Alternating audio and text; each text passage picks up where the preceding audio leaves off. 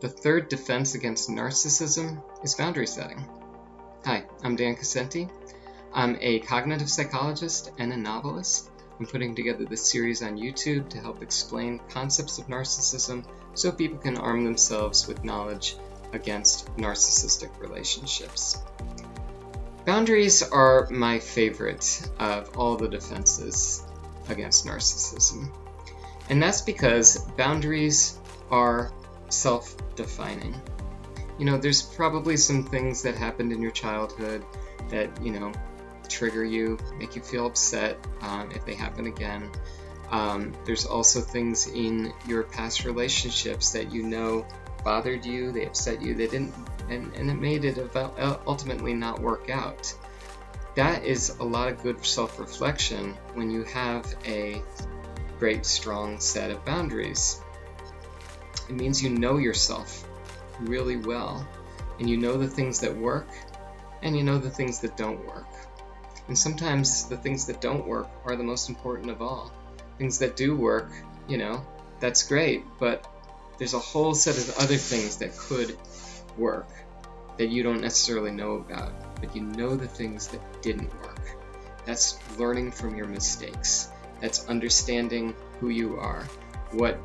And some of these things that become boundaries, it may not be a negative thing, that somebody would do them. They might not necessarily think that would be a boundary for you. Just something that triggers an old memory for you. A certain posture somebody might take, something like that. Could be as small as that. And what you want to do is, make sure that you communicate your boundaries to any person that you're in a relationship with so that they can have that insider tip. I don't like these things. We could make it. We can have a longer relationship if you don't do these things. So it's not cruel or mean or negative to explain your boundaries to somebody. That's actually a kindness that you would do for them. Narcissists don't understand that piece. They don't get it because for them, boundaries are restrictions. They're what's evidence that this person doesn't consider them special, and they want to remain special in everybody's eyes because that's super important to them. They've grown up in a way that they were dismissed, neglected by their caregivers, or maybe abused by their caregivers.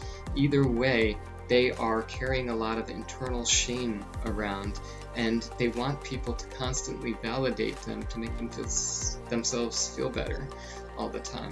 So you putting boundaries out there to a narcissist is going to be taken really negatively by the narcissist because they don't want to know that there are rules that are above them, that somebody doesn't value their relationship so highly that they would let the narcissist get away with whatever they wanted.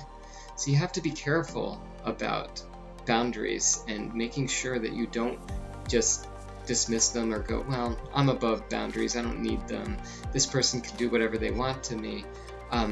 Don't do that because they actually can't. There is abuse. I've been talking about this throughout this whole set of videos that shouldn't happen to anybody.